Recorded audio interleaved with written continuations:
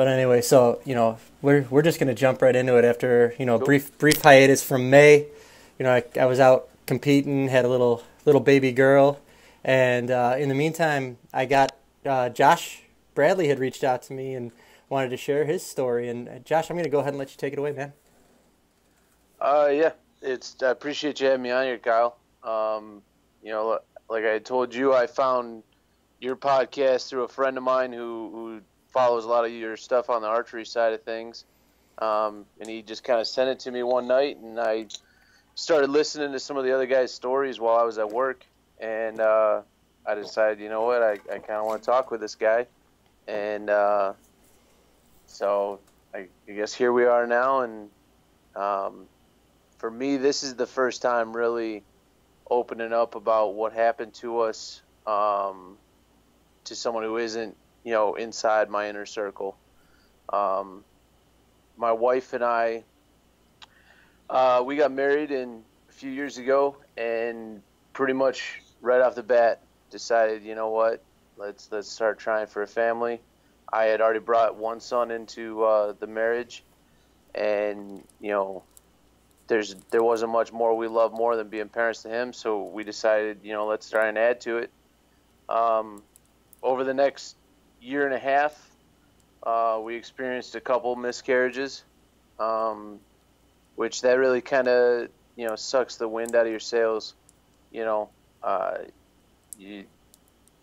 but you find a way to kind of push through that and to keep going, and finally, September of last year, I was at work, and I was actually on I think it was on like a 48-hour shift or something, and my wife decided she was going to come meet me and my partner for breakfast, and we walk into this little diner, and we actually ordered our food, caught a run, had to leave, came back, and our food was all sitting there at the table. My wife's just kind of sitting there patiently waiting on us.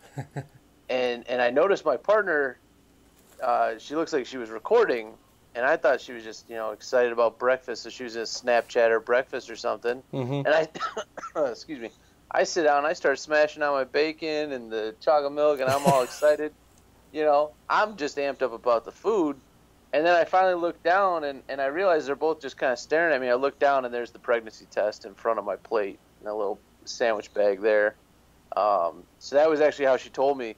She actually had like this big plan and everything, and then was too excited, couldn't wait. So she called my partner up and filled her in, and she's like, "I'm on my way right now. We're going to breakfast. I can't hold it in any longer." So things kind of went pretty fast paced from there. We had the big gender reveal party. Was planning everything out. My father-in-law and I were talking on the regular about, okay, what are we going to do in the nursery? Do we need to expand the closet? Do we need to do this? All the different little construction projects that got to get done around the house before the baby gets here. And in the meantime, I had started the academy for a new fire department on EMS division. And so I'm going through that 5 days a week. My wife's working night shift, dispatching a fire department, and made it all the way to Christmas. Everything was perfect. Doctor said that, hey, all these checkups look good. They were liking everything she saw. We were having a little girl, and everything up until December 27th was perfect. There was no warning signs of any problems. There was, all positive results from every test the doctor ran, every ultrasound. They liked what they saw. She was a little bit shy on a couple of the ultrasounds, so I know we had to go for a second try to get one last view of one of the cardiac views they want in an ultrasound, and it was purely because she just wouldn't cooperate and move into a position where they could get the angle. Right. Yeah. I think we ended up having one of those too. Yeah. And that's a pretty typical normal thing. Nobody was thrown off by it. No one was concerned by it. They liked all my wife's lab values. We check in all the boxes. Cut out all the stuff you're not supposed to eat, add in all the prenatals, do all that stuff, um, oblige every craving she has, do everything you're supposed to do in pregnancy, right? That's probably the number one thing you're supposed to do, and say yes to everything. Honestly, and that was one of the things I was most excited about her getting pregnant was the middle of the night cravings, because I looked at that as that's a dad mission. Yeah. Okay, you want peanut butter tacos at 3 a.m. on a Wednesday? I'm going to find peanut butter tacos, So December 27th, I was at work. I was working day shift, and my wife had just gotten home from her night shift, and she texts me and she goes, "Man, my feet are really swollen," which initially I didn't think too much of because, being in the medical field, swelling in your feet in pregnancy isn't really that abnormal of a thing, especially being she sits at a dispatch console all night. So, that's, not the best thing to do. I said, well, take a shower, see how you feel. We'll go from there, and about an hour and a half later, she sent me a picture of her feet, and she had her socks off for almost 2 hours at this point, and I could still count the stitches of her socks in her feet. I mean, it was like looking at something like a cartoon character. So some serious pitting edema she had going on. Yeah. So at that point, obviously, a couple bells went off for both of us that this isn't normal swelling. So we decided to go ahead and call your doctor, see what she says. I'm gonna stay at work. I'm gonna keep working until we know what's going on. The doctor's office told her flat out, "Look, we can't get you in the office today. We want you to go ahead and go to the ER. See what they, let them run some tests. We'll be looped in on all of them. Doc will be monitoring, make sure everything looks good." She got to the ER. She drove herself because she's stubborn like that. She drove herself to the ER, and throughout the course of the day, I got, oh yeah, it's fine. Blood pressure's a little bit up, but it's not, not anything too major. You're fine. Stay at work. Keep working. No point in leaving for this. Yeah. I'm up in L&D. They're checking me out. Yeah. I actually had to transport a coworker to the hospital she was at, so we were able to run up and check on her. And at that time, she wasn't presenting with a whole lot of outward distress, or if she was really good at faking it when I was in the room and hiding it. So I went back to work, finished out my day in Detroit, and thinking, this is nothing, Yeah. All of a sudden I get a call from her, and she goes, well, so they're talking, we might have to deliver a lot sooner than they thought. And I kind of was sitting there, and I'm like, what do you mean? Yeah. Everything's fine. There's just a little bit of high blood pressure, a little bit of swelling. That doesn't mean Jailee's coming right now, So then I kind of started getting a few more insights as to what had been going on all day. Her initial blood pressure was stroke level high. She was like 210 over like 120. Yeah, and hypertensive crisis, right? Yeah, in a big way. And she hadn't had any hypertension throughout her pregnancy at all. Her blood pressure had been pretty spot on every time they checked it, the whole way through. And now this day, December 27th, they just went through the roof, and they had her on labetalol drips, they had her on hydralazine, they had her on pretty much everything they could give a pregnant female to try and control blood pressure. They were dumping in her at pretty high levels. And so I went home, showered, changed, got out of my uniform because I don't like bringing the road to labor and delivery units like that. Got up there and, talking with her, talking with her nurse, talking with the doctor. They were really concerned that night that this was preeclampsia or possibly the start of like HELP syndrome. And as I'm sure, especially now, as many of these podcasts you've done and as many guys you've talked to, the only cure for preeclampsia is to no longer be pregnant. Right. That's you can try and maintain, you can try and mitigate it, but you're not going to stop it. You're not going to reverse it until you're no longer pregnant. Right. And how many weeks gestation was she at this point? That point, she was 25 weeks, 4 days. Okay. They gave her the steroids that night. Pretty much, their goal was let's make it to 27 weeks. Yeah. We make it to 27 weeks with the steroids on board. The numbers, the outcomes are good on those. Right. It's a long road for sure, but it happens pretty regularly. A lot more regularly than it should, and but they know what they're doing. So they started a mag sulfate drip, and that is by far the most discomfort I've ever seen my wife in.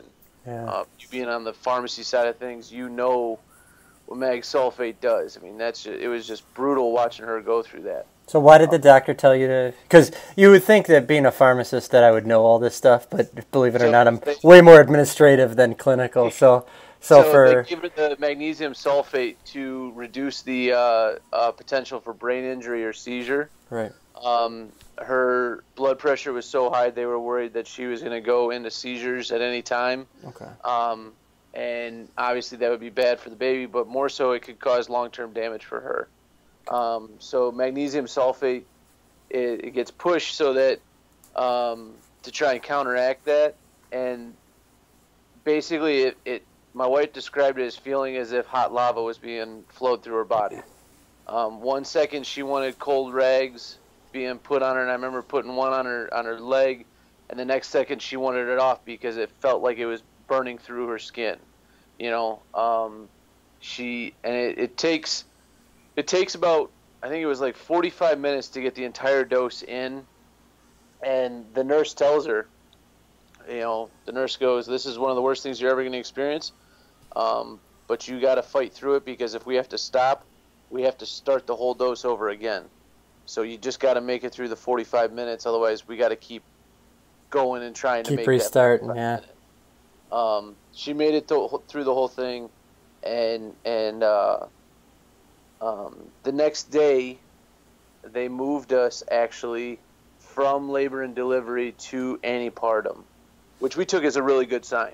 Yeah. Because if they really thought Jailee needed to come now or was on her way now, we would have never left L&D. So we went down to the antepartum floor, and they continued running tests, and they did tell her, we do believe this is either gestational hypertension or preeclampsia. We're not entirely sure yet. We need to see protein levels and things like that in your urine to really be able to determine. So Thursday was pretty non-eventful. She was in the hospital, and they told her flat out, "Look, you're not leaving the hospital until your daughter's here. Whether that's 3 weeks from now or 3 months from now, get comfortable." Yeah. So we started kind of adjusting everything. I started rallying all the rednecks I know, like, "Hey man, we got to get a nursery built fast. My daughter is going to be here. Who knows when? I need all this done. I can't, because for me as a dad, I'm sitting there looking at, like, I can't have my daughter born without her room being perfectly ready to go for her at home. Yeah. I need who knows how many onesies. I got to get bottles. I got to do all this stuff, And so our families and friends, they all just started rallying. Things were happening so quick, and people were making things happen. And throughout the whole thing, my wife and I had a lot of conversations, and we told the doctors flat out, "Look, we're going to know if you're sugarcoating. We're going to know if you're telling us less than what you actually are finding out. We're both pre-hospital providers, but we've been doing this long enough to know when a doctor isn't telling you the whole thing. So tell us the whole thing right off the bat. Yeah. We don't want you to lie to us. We don't want you to sugarcoat it. If it's a scary detail, well, let us work through that now." Yeah. And the staff, the entire staff at Beaumont Dearborn, the hospital that she was at, were just phenomenal. Good. They brought in one of the neonatologists, I believe on Friday. Yeah, I think it was Friday. One of the neonatologists came in. This short, older doctor had a real distinctive voice, and the one video I have of my daughter,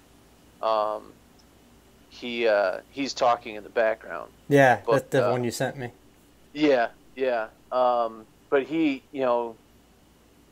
shot it straight to us. He gave us the percentages. He gave us the probabilities. He recommended that we go tour the NICU. Before we were going to meet our daughter in there.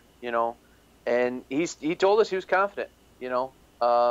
Everything he was seeing, for being kind of an emergent pregnancy at this point, he was still confident that they could handle it.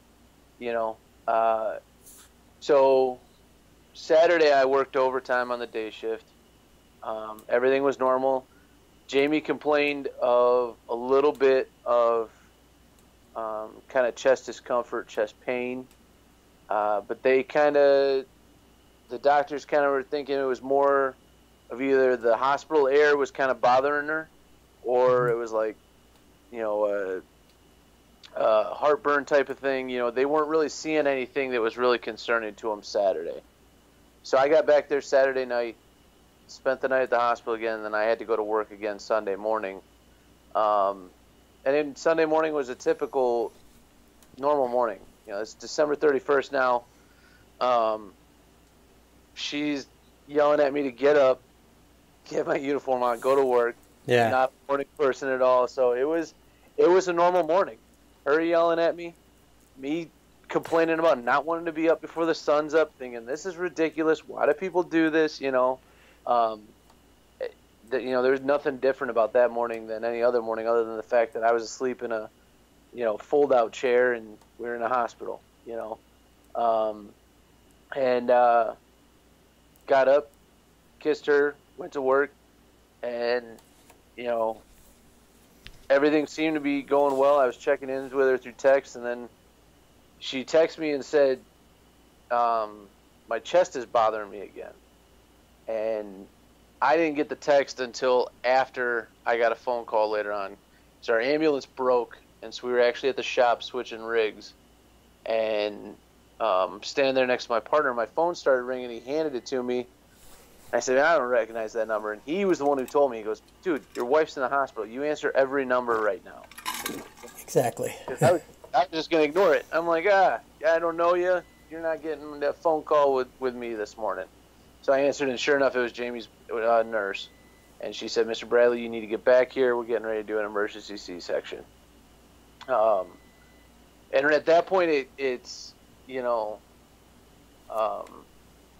if you watch enough movies, you watch enough TV, there's supposed to be this big dramatic moment when you hear something like that. That's what our brains have decided, oh, this is what happens. Mm-hmm.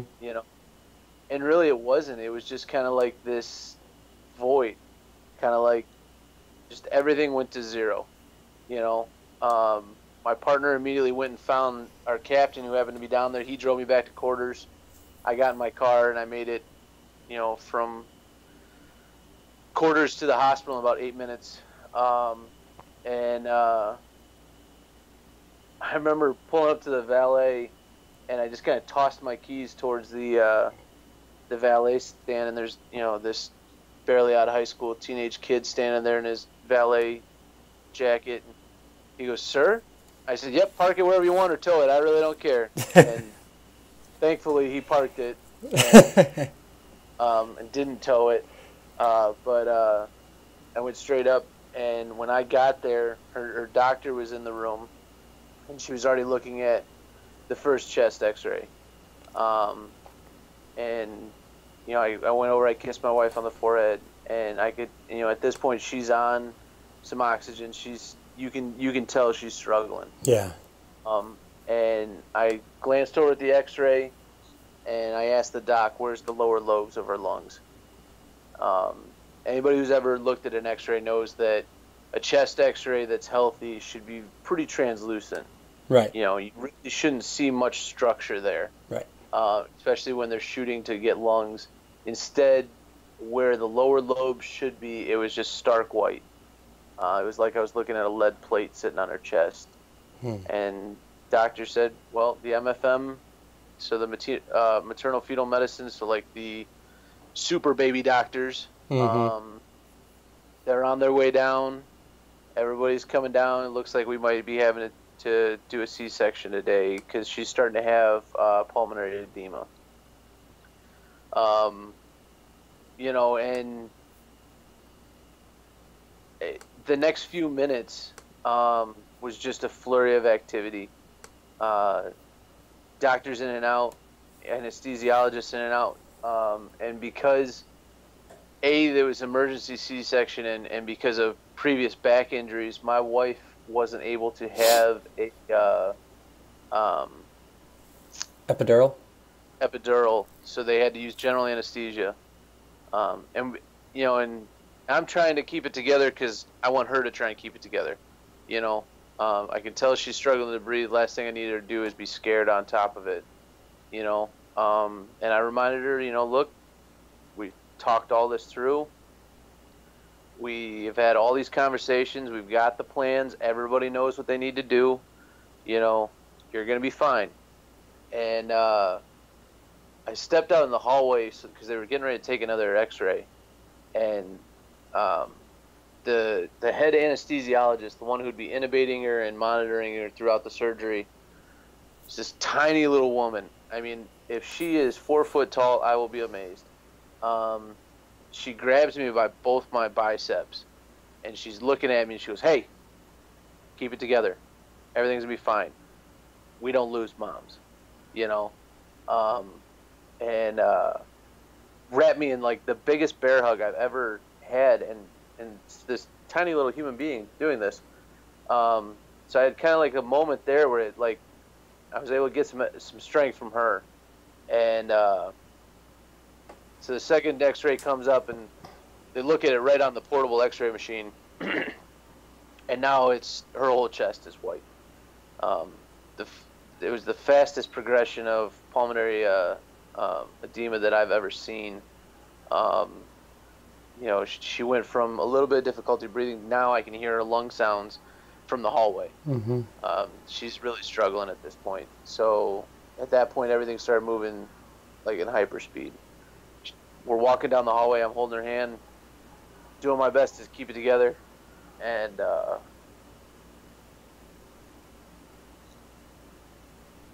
sorry about that. No, it's okay, man. We got to the doors where I now have to stop. I gave her one more kiss, and it hit me for whatever reason. I said, wait, who's going to hold her hand?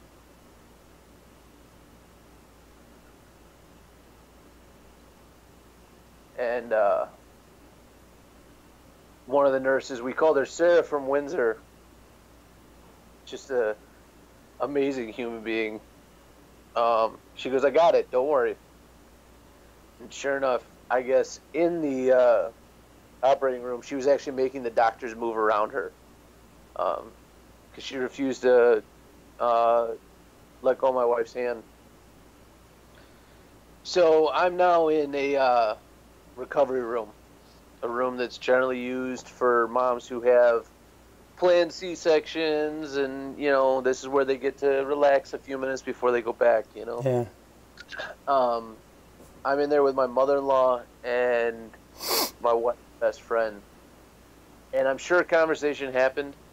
I'm sure, you know, things were said amongst the three of us. I don't remember most of it. I specifically remember the few phone calls I had to make. I called my dad. He was in Florida at the time, and I told him, look, you know, they're doing a emergency C-section. He goes, okay, I gotta go. And I'm like, gotta go? He's like, I gotta find a plane ticket. I'll call you. Hung up on him. And so he was immediately, you know, mobilizing himself to get towards an airport and get from Florida to Detroit. I called her dad, and he's in, you know, Sheboygan County, Michigan, you know, all the way up, almost up to the UP. And he immediately jumps in his van and starts heading down. trying to get a hold of my mom and stepdad and her brother, and those three individuals became the task of the day. Her brother is actually an aerial trapeze artist, and when I kept calling his phone, his girlfriend, and he's in Seattle at the time, she answered, and I said, "Hey, Sarah, I really need to talk to Jason." She goes, "Well, he's midair right now. Can it wait?" And Sarah happens to be an ICU nurse, so I said, "All right, I'm gonna fill him in. Don't let him get on a plane. Keep him calm. Keep him there. There's nothing he can do here. He needs to keep doing his thing there." And so Sarah relayed the message there, but I couldn't get my mom to answer the phone, or my stepdad, or my younger siblings. Nobody. 4 cell phones, nobody's answering. Well, I remember seeing a Snapchat from my little brother. They were at a bowling alley up north, and so I Googled bowling alleys, and luckily there was one bowling alley in the county they were in, and so I just called it, and what sounded like a 14-year-old girl answered the phone. I said, "Ma'am, you need to get on your PA and ask Glenna Newworth to come to the counter right now." She goes, "Okay." And I don't know if I just had enough authority sounding in my voice or whatever, but she did what I told her to do. Sure enough, my mom suddenly on the phone. I said, I filled her in. She's like, "Okay, we're going. We're on our way." So then all of a sudden a nurse comes in, and she's like, "Your dad?" I said, "I don't know. Am I?" And she goes, "Oh, no one told you?" I said, "No, told me what?" "Oh, your daughter's been born for about 25 minutes now." She cried. And I'm like, "No, no one told me anything. I'm, just standing here." And she's like, "Oh, well, congratulations. Give me your wrist. I got to give you a band. Give us a few minutes, and I'm sure you'll be able to go see her." So I got my band, and now I'm even more hysterical and more hyper, because now I've got both of them out there, and I'm not in the same room with either of them. So they didn't have you go right into the nursery or anything with your daughter? No, not initially, and the problem they ran into was they were so focused on Jamie that they kind of forgot. Oh, okay. Because so they needed to move her to ICU, and they needed a certain team to come do that. Well, that team was delayed with something else, so then they were stuck debating, okay, are we just going to move her ourselves, because we don't want to just continue to keep her in this operating room. So there was a little bit of a delay there. Mm-hmm. But so finally I get brought in to the NICU, and I laid eyes on her for the first time, and nothing prepares you for that. Mm-hmm. I've been in EMS almost 8 years, and I've seen a lot of things, but this was one of those times where I was not prepared at all. Yeah. Wasn't prepared for them to tell me that my daughter weighed 460 grams. Babies aren't supposed to be weighed in grams. No. She was on a ventilator. She was in this tiny little personalized rainforest incubator. Her skin was so thin that you could see all the vasculature. But she was kicking and wiggling and moving her fingers, and she had this I can't say tiny, I mean, it was tiny, but it was larger than her, this purple crocheted Santa hat that a volunteer had made. She was wearing that, and it was 3 inches longer than she was. But her eyes were still fused shut. I mean, she was that child that could fit in your hand twice over. And the doctor, excuse me, the NICU staff, they were on it. It's a one-on-one nurse to patient there, and her nurses were just some of the most phenomenal human beings I've ever met. They are. I don't know how they do that job. I couldn't do it. Um, And but you're an EMS, yeah, and yeah. Uh, you'd think I'd be a little better suited to handle some of this, but I wasn't. Um, but there was never that big moment. There was never that, the I don't know, that theatrical moment that you always see that, you expect. hmm You know, it was it felt like I was just trying to remind myself to breathe, you yeah, know. Um, just keep moving, keep processing, keep breathing, you know. So uh, they finally get her situated in the ICU, my wife. So now my daughter, both of them are on the third floor in two separate towers.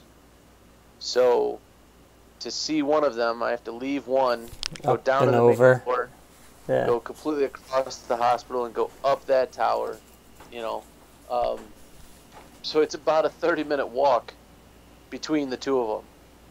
And for the next close to 60 hours, I did a lot of walking in that hospital. Um, my dad and her dad um, both got in. I think her dad got in around 8 9 p.m. My dad ended up getting to the hospital just before midnight.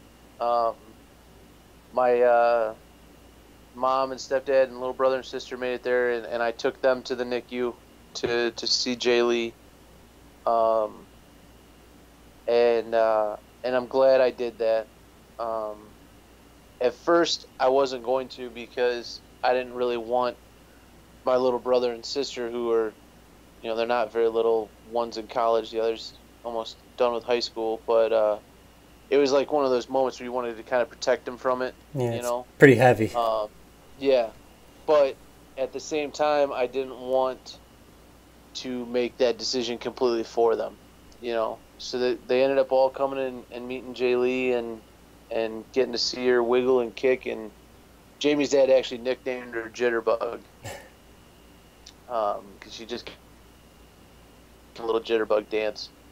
And so Jamie's dad pretty much took up post in the ICU with a friend of mine, one of my mentors in the EMS. The two of them pretty much held down the ICU, keeping an eye on Jamie that whole first night. They spent New Year's Eve there, or New Year's with her. And my dad and I pretty much had set up fort in one of these little family lobby rooms Yeah, for the NICU. And that night it was pretty status quo. Um, I would go into the NICU and I'd sit there for an hour or so, and then I'd feel like I was in the way or something, and so I'd go back out and I'd sit for another hour, and then I'd go back in, you know, um, and nothing really major happened that night. There was yeah. no Everything was trending right, but they told us, know that there's often a honeymoon phase. hmm Babies will do really well, and then they'll come down, and then they might do really well, and they might come down. It's a roller coaster that you got to ride. Um, the one nurse at one point, she goes, "Honey, you're doing perfect. Take it 1 hour at a time." She goes, "Don't try and process this. Don't try and plan this. At most, you go an hour at a time." Yep. And I'm sitting there thinking, and when she told me this, looking back at it now, it was probably some of the best advice I'd gotten through the whole thing. But in that moment, I'm sitting there going, "What are you talking about, lady? I got a plan for the next 18 years. Okay, I got to start saving a college fund. I got to, hmm the irrational dad in my head was ready to haul off on this nurse, And little did I realize, and I would realize it months later, she gave me the best advice there was. Yeah. Uh, so the following day, I spent a lot more time in the ICU with Jamie, because I was trying to advocate them getting her off that vent so she could come meet her daughter. She was still intubated on a vent, still sedated. She had, I think, 4 or 5 different pumps worth of medications going, propofol, fentanyl, labetalol, all of it, you know. Um, and finally, mid-afternoon, you know, I had bothered them enough that they finally were like, all right, yeah, you're right. There's really nothing. There's no bad signs being shown to us in any tests we're running. We'll try and start bringing her off the pump or off the vent. Mm-hmm. And so they lowered the propofol, the sedatives first, and she was still on the vent. And we spent probably the first hour and a half learning how to communicate through her hand signals. You know, 'cause she's got this tube down through her throat. She can't talk, and she's still sedated enough that she's remembering kind of in segments of 5 minutes. Mm-hmm. 5 minutes, and then we got to remind her, yep, baby's okay. You had the baby. You're okay. 5 minutes later, yep, baby's okay. You had the baby. You're okay. You know, and that gradually extended out to longer and longer chunks of time. Eventually, we were able to give her one of our phones, and she was typing on it as if she was going to send a text, and we would read the text, and then I'd talk to her. Yeah. And that eventually, you know, graduated into her getting the stylus out and just writing on the phone. So finally, at around 7 p.m., she was extubated and given the okay. I don't really know if she was actually given the okay. Her ICU nurse, who, just amazing, she showed up with a wheelchair and a portable monitor, and I'm not really sure if anyone of any power had actually approved this, but we just put her in the wheelchair, and the ICU nurse was like, well, I can find the NICU. We're going. And we just went. And those are good nurses right there. Yeah, yeah. So, you know, went down to the NICU, and, you know, I had to help her, you know, wash her hands, do the whole process of getting into a NICU. And then, you know, I rolled her over there, and the nurses are all moving, you know, rocking chairs and carts and stuff out of the way because our daughter was tucked into what I called the executive corner. Yeah. She had a nice corner office. And they lowered her incubator all the way down, and the thing could raise and lower, and they lowered it down so that it could be like kind of Jamie's height because she couldn't stand on her own really well at this point. So they lowered her down, and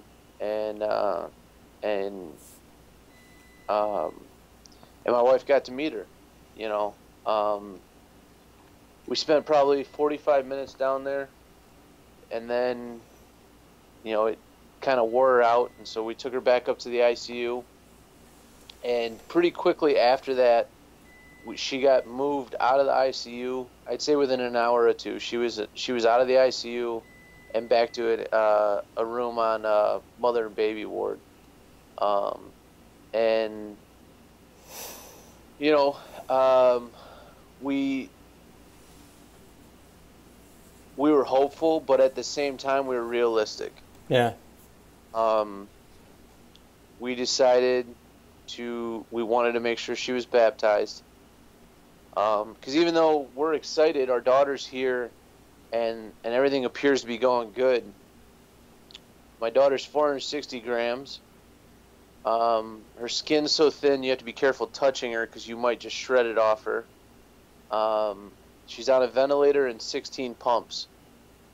There's 16 different medications coursing through her 24 hours a day. Right. And little by little they're having to increase doses. And so, you know, we we definitely had, you know, some of those hard conversations. But it was me and my wife and my father and my father-in-law, and we all just sat there and we had a lot of these conversations, and we, you know, we decided that, you know, should she coach, should she go into the cardiac or respiratory arrest, we decided, you know, to let her be. And that was one of the hardest things as I've ever done. Because, you know, as we've talked about before, I am an EMS. My job is to do everything I can to get you to the doctor so then the doctor can give you the best chance at life. Mm-hmm. And here I was. We decided, me and my wife, that if our daughter, stopped breathing, heart stopped beating, that we would let her be. You know, there was a lot of different factors in that, um, but CPR is a very traumatic thing, both physically and mentally. Physically to the patient, proper CPR breaks ribs. Yep. Uh, she's 460 grams. She barely even has ribs that you could break.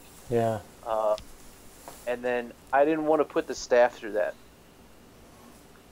I didn't want those nurses and the nurse practitioner and the doctors that were doing everything in their power. I didn't want them to have to do CPR on her, because that's hard on them. I know that. Yeah. And, so we relayed that to the staff, and we were trying to get a hold of a hospital chaplain to come baptize her, and being the holiday weekend or whatever it was, we couldn't get one. We ended up calling, being we're both members of the Detroit Fire Department, and my father-in-law retired off of there. We ended up calling one of our department chaplains, and the Tuesday morning, Chief Hanton got there at about 7:15, and the four of us, our dads and my wife and I, we stood around her incubator, and through the plexiglass that has come to be the filter between me and my daughter, we watched Chief Hanton baptize her, and I was kind of thrown off, but I appreciated it later. He said, "Okay, and we're gonna give her last rites." He goes, "And if she doesn't need them, they don't count, you know." And he gave her last rites, and he sat with us for a few minutes, and then we just kind of went about our day. At mid-morning, at one point, the head neonatologist for Beaumont Dearborn, he told us flat out, he goes, "Look, we're at the max dose on every medication that every textbook out there is going to tell me to give her." He goes, "I'm going to go ahead and up it." He goes, "Why not?" Yeah. She's still, and I don't know what else to do, so I'm going to go ahead and try this. We're gonna throw the kitchen sink in there, and it kind of struck me that moment that of how much the staffs in these places, they dedicate, the attachment they go through, and the emotional roller coasters they must experience every day. Here's this guy who is the director. He is the head of the NICU. He is a medical doctor. He's been to I don't know how much school, and he's telling me, forget the textbooks. I'm going to wing it here because the textbooks don't have any more ideas. So we're going to try.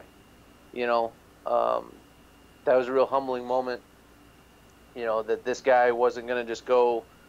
He wasn't throwing the towel in. He wasn't giving up. If my daughter was still fighting, he was going to fight right along with her. And around 3 in the afternoon, I finally convinced my wife to try and take a nap. And she was in the room napping, and I was sitting in one of the little family areas, sitting next to my dad, watching him work. He was on a phone call, just being Mark Bradley, setting somebody straight from 400 miles away, and I was just kind of sitting back, enjoying the peacefulness of this, the security of this. This is what my whole life was, watching my dad roast people for failure to do their job, and my phone rang, and it was the NICU, and they told us that I needed to get my wife and we needed to get down there. So I pretty much ran to the room, put my wife in a wheelchair. I remember her asking, "Do I have time to pee?" And I told her no. And we got into the NICU pretty much as we watched the monitors kind of flatline out. And she had lived just over 48 hours.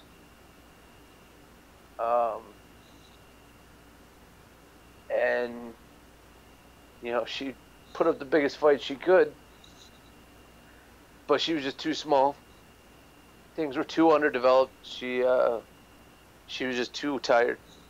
So, um, when when they told me that she had passed, mind you, I've told this to people I don't know how many times. We're taught how to do it. Yeah.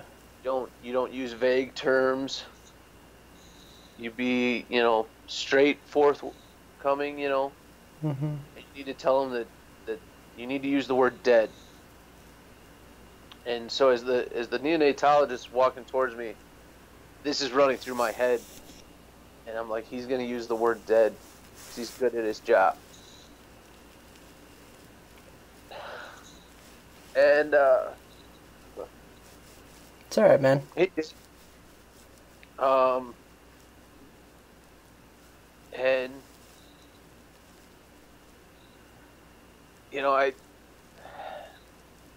I've watched people go through massive breakdowns, you know, where it looks like the world just gave out underneath them. Yeah. They hit the floor in a loud and violent and emotional way.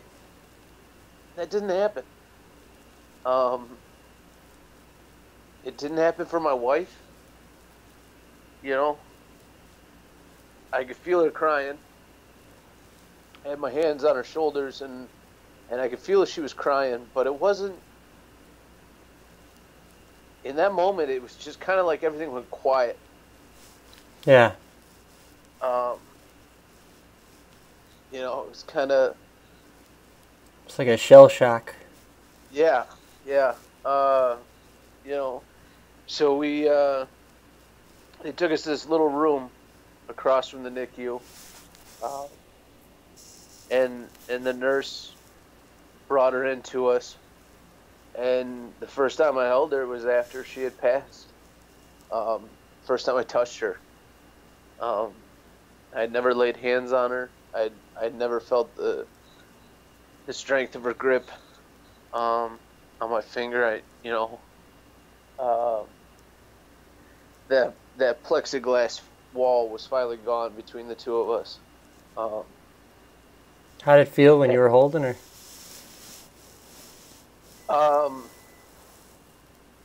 It was like peace and rage all mixed into one.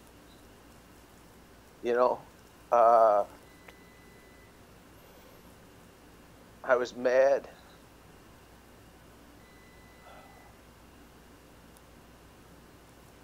I was mad I couldn't protect her. But I was glad she wasn't hurting. Yeah. I'm glad she didn't suffer. And she had this crooked little smile on her face. And she lived 48 hours. She did one thing on this earth, and that was save my wife. Because had she stayed in any longer, the pulmonary edema would have killed her. She was 460 grams, lived just over 48 hours, but her mom's alive today because of her. And she was from the pictures you showed me, she was beautiful too, man. Yeah. I don't know who made the suggestion or whatever, but somebody suggested somebody start taking some pictures. Yeah. And I didn't really think of it then. But much like other guys and yourself have talked about, those pictures become, those are your prized possessions. Yeah. That's your whole, that's everything. Her nurse actually put together a little box for us. Had one of her tiny little blood pressure cuffs in it. Oh.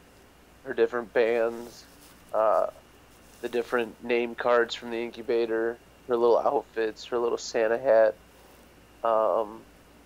put all that together for us as kind of like a memory box kind of her life, Yeah. Um, and we had, our family came in and we spent the next few hours, holding her and,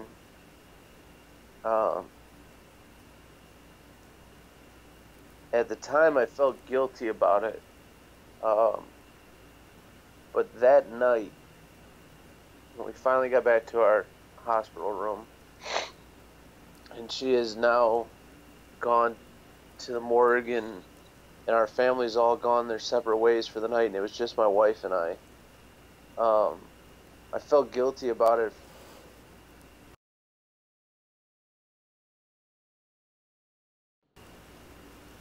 You still there, Kyle? Yep, we're still here. Sorry, someone was trying to call. It's okay. I felt guilty about it for a long time, but and I think part of me still does. But I slept so soundly that night. Yeah. I slept so hard and so long that night, and it was probably just the past few days catching up to me, and I mean, it was there's no playbook for how to handle any of this. Nope. I know I outright pissed some people off along the way because they wanted information, they wanted to know what was going on, but like a big thing, I didn't tell anybody, outside of a very small group of family, nobody knew my daughter was born until after she had already passed.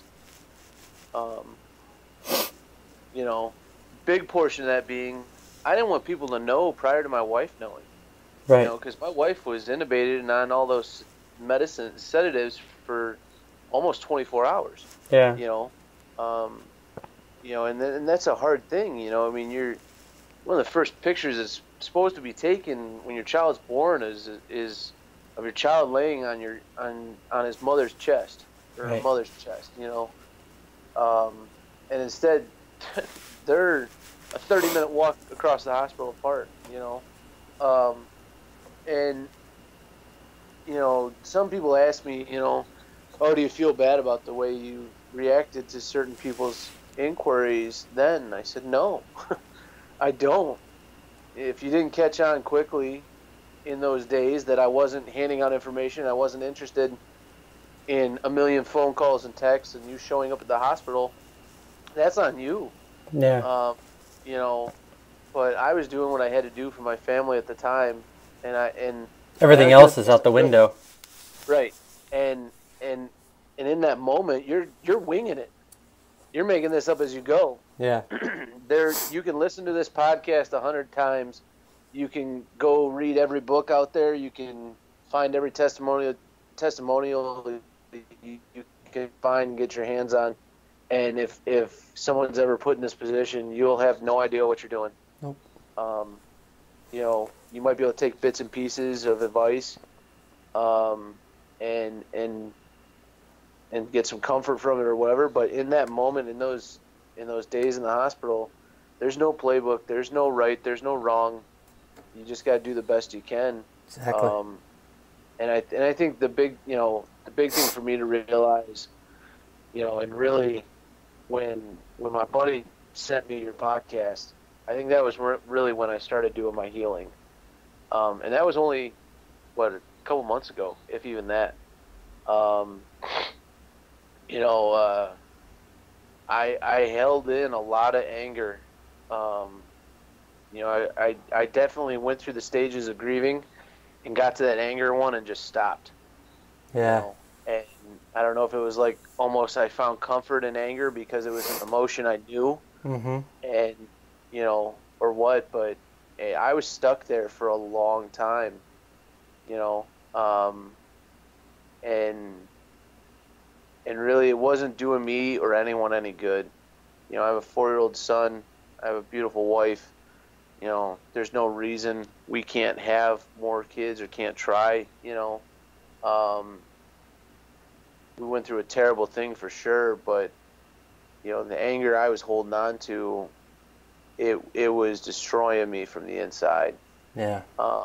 and really, when I started listening to the podcast of the other dads on here, and I realized, I was like, wow, so other people feel this way too, you know. So this isn't that abnormal. No, you no. know? And people talk about it. We're members of the club that nobody wants to be a part of. Yeah.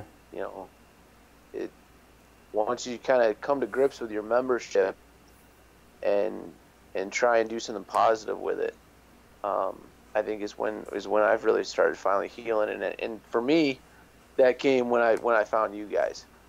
That's awesome, man. That's wife, so good to hear. Yeah.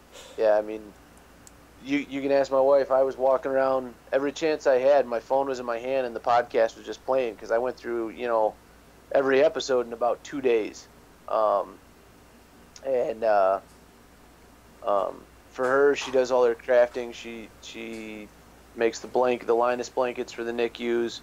She collects books so that when parents are sitting there at the NICU, they can borrow a book to read to their child. She's done different fundraisers. Right now, she's working on trying to see, basically what are the needs of the NICUs. Yeah. And trying to figure out a way to meet those needs. Which fundraisers is she a part of, right? Or is she working on right now? She's just doing her own thing. She talks to people she knows, and majority of it's been just fundraising to her organization called Team Jailee. Okay.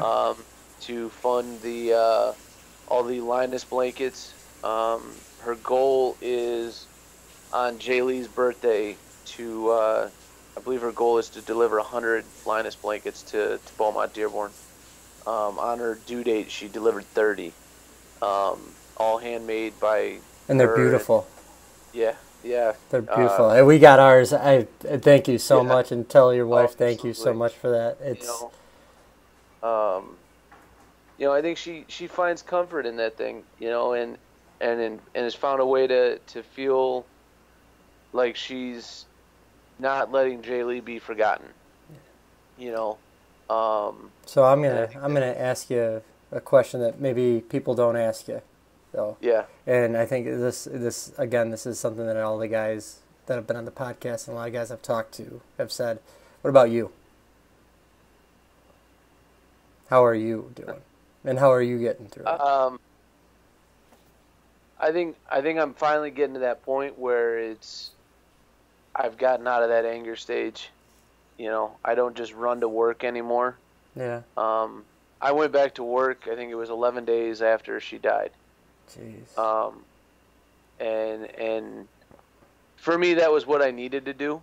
I'm not the type that it doesn't do me any good to sit around and just think, I got a great imagination and it can go down some deep, dark holes. Oh yeah. No, I think I'm finally getting to that point where I don't wake up with that pit every day anymore. There's still the bad days. There's still nights where,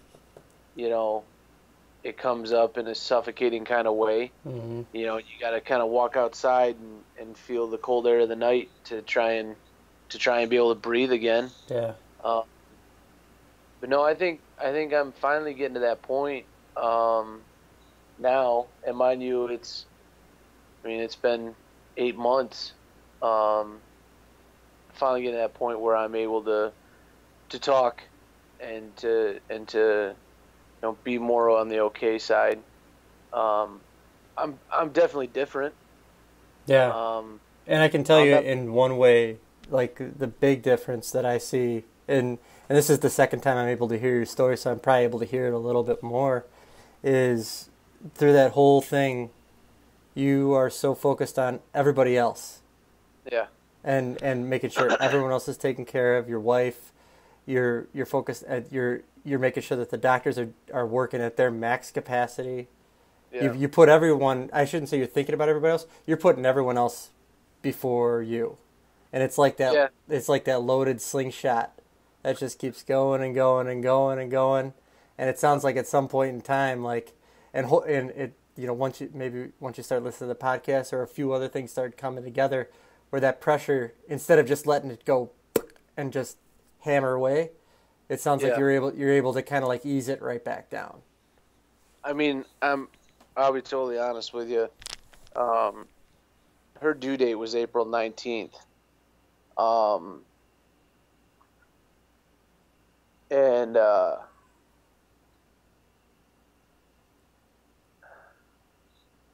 had to be a hard day. I was on April 19th. I was about 5 minutes away from being that being the day I died. You know, I sat on the end of my bed just staring at the gun safe, and I just thought, man, you know,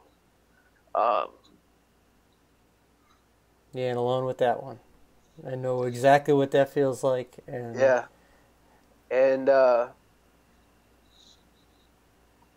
it was actually it was while my wife was delivering those blankets, and my dog came in the room, and she climbed up on the bed next to me and just kind of put her head on my lap.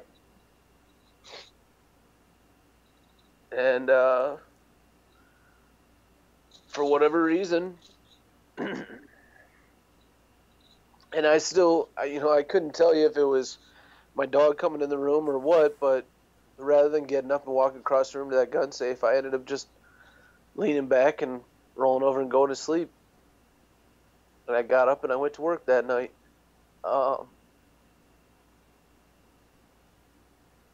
That was the one and only time that came to mind, you know. Mm-hmm. But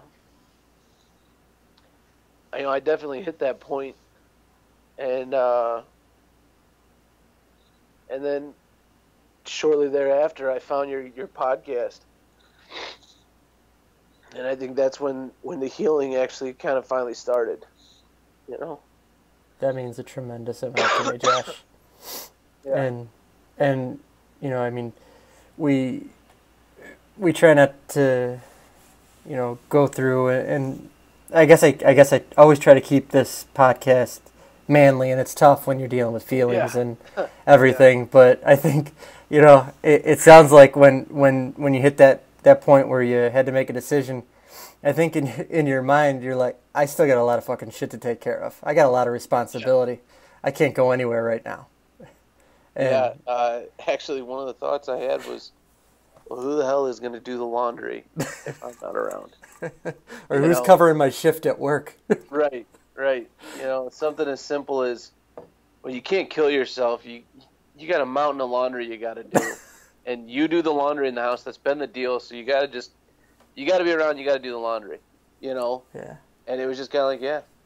Well, that was that nurse, like that nurse said, that 1 hour at a time, that one step at a time. It's like, if that's what it takes. I mean, and again, anybody listening to this, if you get to this point, and you're not the only person to get to this point. Your story may be different going through it, but Josh is another example where you're going to get to this point, and you got to make a decision. Yeah. And make the right decision, and the right decision is not to do it. Right. Well, and it's one of those things. You got to find that person. You got to find that outlet. Kyle, you're big into working out and into your archery and all that. And I can definitely tell that's a huge outlet for you. And for me, it is my work, and it is my doing chores around my house and stuff like that. But you got to find, for anybody who's going through, and a miscarriage might get you to this point, and just because it doesn't have to be as dramatic as my story or the next guy's story or whatever, you can't compare your story to everyone else. No. But if there's something in your life that gets you to that point, you got to find that person that's going to bring you back. Yeah. And if it's your dog, it's your dog. If it's your favorite barista that always smiles at you, I don't know, but you gotta realize that person is out there, and you gotta kind of find that strength to go find them. Yeah. And that person might even be like yourself.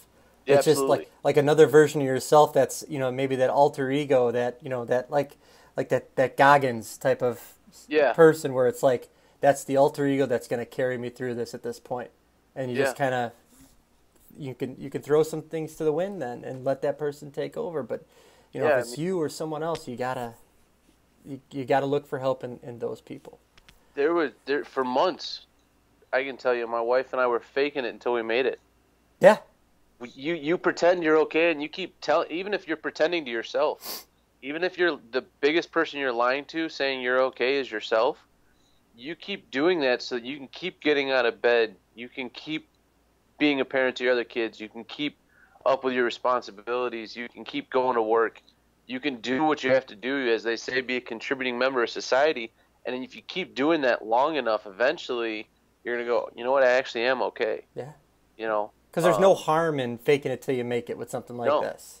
No, absolutely. And if you got to lie to yourself and say, yeah, I'm good, even just to reassure yourself, then do it. Like we've said a couple of times, there's no playbook to this. No.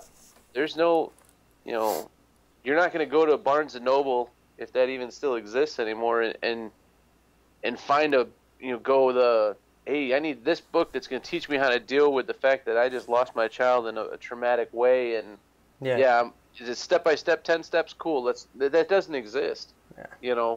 And even if it did, even if I could write the 10 steps to getting over losing my daughter, they're not going to be the same as the 10 steps for Kyle getting over losing his son or any of the other guys. Nope. It's a very individualized journey that you have to go on, but you just have to keep fighting and finding the strength to go on that journey. I've heard it described as a roller coaster, of emotions and all that, and it's kind of like waking up every day and agreeing to let Mike Tyson punch you in the head a couple times and just keep smiling, you know? I mean, it's an insane thing to go through, but you just got to find the strength to go through it, and if you get to that point like I was, you got to find something that's going to pull you back from that point, or talk to somebody, there's all kinds of hotlines out there, and I know full well, being I do it every night at work, you can just pick up the phone and dial 911. Yep. The ambulance or a cop will be there in a couple minutes, and they'll get you out of that situation. Exactly. And I mean, they're there to help. And the people who do this, the fake it till they make it, or just go through it. I have yet, and I might be wrong. I don't profess to necessarily be any type of therapist or any expert on the subject. I've just gone through it, and I've talked to other people who have gone through this. People are stronger afterwards, Yeah. And you don't notice it all the time, but you'll notice it in some situations you have to handle. Like there's situations now, and granted, we got pretty high stress environment around here right now with a newborn, but there's situations that have come up around the house where I would have freaked out, like a pipe burst or something.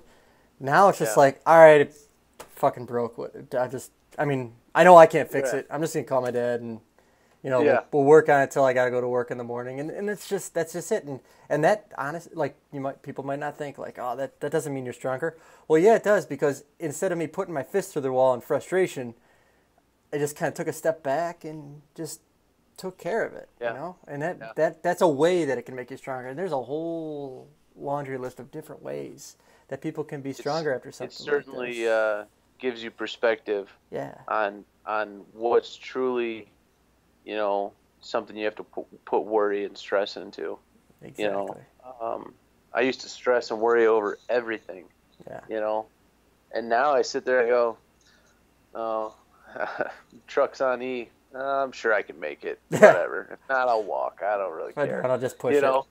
Yeah, but it used to be, oh my God, I got to get on the phone right now. Where's a gas station? And now it's just kind of. Now that I think I'm in a healthier place, and maybe you relate to this some days, Kyle, it's almost kind of like life's kind of sweeter. Yep. It took me a long time to get there, but now I kind of sit there at times and I kind of go, man, this could be so much worse. Yeah. I very well could be sitting here talking to you about losing my wife and my daughter. Yeah. That was my biggest fear. Yeah. And I think that's for a lot of us that go through this is, we are macho men. We are protectors, make fire, all that stuff. Um, and we're really kind of helpless in this whole thing.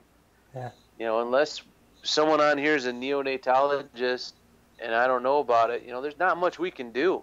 No. And I mean, we kind of just have to sit back and be bystanders to this and do the best we can to fix what we can, but there's not a lot you can do.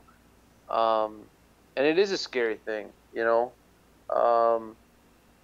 but yeah, I mean, I'm definitely a different person for sure than I was this time last year. Yeah. And I think most days it's a good way. Yeah. I wouldn't wish this journey on anybody. But at the same time, now that I've made it through it to the point that I have, there's a sense of pride that I have in myself that I didn't take the easy way out. Yeah. Yeah. I didn't leave the mess for someone else. Right. Now, have you met a lot more people through this? I mean, I know you said, you don't really talk to a lot of people about it quite yet. But if you haven't, it's going to come. You're going to find another outlet outside of just what you're doing. Yeah. And I think if and when you start that other outlet, it's crazy because you're going to meet so many people. Yeah. It's nuts how many people you will actually meet, and then that's going to multiply by something else and by something else, right. and this network that's going to open up to you. And because I think you're one of the first people that I've talked to that, Braden's going through it a different way. Joe goes through it a different way. Bobby goes through it a different way. All the different situations are different. I would say yours is you're still climbing, Yeah. But the nice thing is you've become self-aware at the same time. And you're right at that point now, and it's really cool to talk to you and see you face to face now, because you can tell this story so seamlessly, but you can still tell the wound is still fresh for you. Yeah. But you can anybody who's going to listen to this and say, Josh is on the right track. He knows where he's going now. I don't have to worry about Josh. He's got it. He's got it kind of figured out now. Yeah. No, I mean, it's when you figure out a way to adapt, you have a conversation with yourself at some point along the way, and it's either, all right, am I giving up or am I getting through this? Yeah. And there's a lot of different milestones, especially what we went through. Mm-hmm. When we came home without her, when we finally picked her up from the mortuary, I got 2 Rubbermaid totes sitting a foot and a half away from me that contain all of the handmade blankets and outfits and everything that my family made for her prior to her being born. I'm in my living room right now, and they sit right here next to my front door, and that's as far as I've been able to get them. Yeah. And for right now, it's fine. Yeah. I've gotten them packaged up, and eventually I'll be able to move them down into the storage room, But right now, this is as far as I can go, and that's the win I can take for today. It's just one of those things you gotta. Anybody going through this, anybody who's listening to this, anybody who's looking for some kind of strength in this, you got to realize that you can take certain things from us, and I hope, us sharing our stories, give you some strength, but you got to find the strength in yourself. It's in there. You're the only person who can save yourself. If you're not willing to live, if you're not willing to fight through it, nothing anyone else is going to do is going to get you through it. You got to find the will in you. Yeah. And then take the resources from people willing to offer them to you. Exactly. My daughter's urn is on our mantle. I'm 28 years old, and I've got an urn on my mantle that has my daughter in it, and I have one that I wear on a necklace to work. those aren't things I'm supposed to be experiencing. You No. know, that's not the all American dream. I got the white picket fence and the dog. All right, now I need the 2.5 kids. Yeah. It's not Um, how life was supposed to be at this point. no, absolutely. But the sooner you kind of reach that realization that you're just along for the ride and you got to make the best out of it, Hmm. and you know I really want you to know, Kyle, when my buddy Lance sent me your podcast, and he didn't even say anything. He literally sent me the link with no comment, no nothing. It was just the link popped up in my inbox, and I like, that's kind of weird. Lance doesn't really message me, and I clicked it and I listened. I listened to the first episode sitting in my ambulance in quarters. Um, and it was right around 4th of July, I think. And it was kind of like light bulbs went off for me, man. It was kind of like finally, at least 50 of the 100 pounds of weight sitting down my shoulders kind of felt like it lifted off just because I didn't feel as alone, you know. Yeah. There are tons of resources out there. There are tons of groups. There's probably 1,000 different Facebook pages for moms who have gone through this. And that's phenomenal, you know. Finding resources for dads is a very difficult thing. So those of you guys who are out there that are putting these resources together for dads, I commend you because it's making a difference, man. Yeah. And thank you. I mean, it helps to hear this, especially coming back from a, kind of a brief hiatus here where, there was like a decision-making process. Like, do I want to keep going with this? I never thought of stopping it. I just kind of thought of, maybe I've done what I can do. And after I talked to you, I was like, all right, here's the plan. I'm going to, get through this, our plan C section here, and it's hammer down then. And going about this a little differently, usually I used to send the scripts out and everything. I was like, Josh is the perfect guy on here. He's got such a great delivery with this story. I want nothing to sound scripted. This is going to be perfect. And honestly, man, like, this was. And I think, just going through everything step by step, and you talking about the totes that are sitting right there, like, you know what, that's as far as they're getting. It doesn't get more relatable than that. So. Well, yep, that's them right there. Man. And it's I mean, I've got two clear and blue ones sitting in what are sitting in Evelyn and Garrett's shared closet right now, and Garrett's are on the bottom, and I'm not moving them. I refuse to.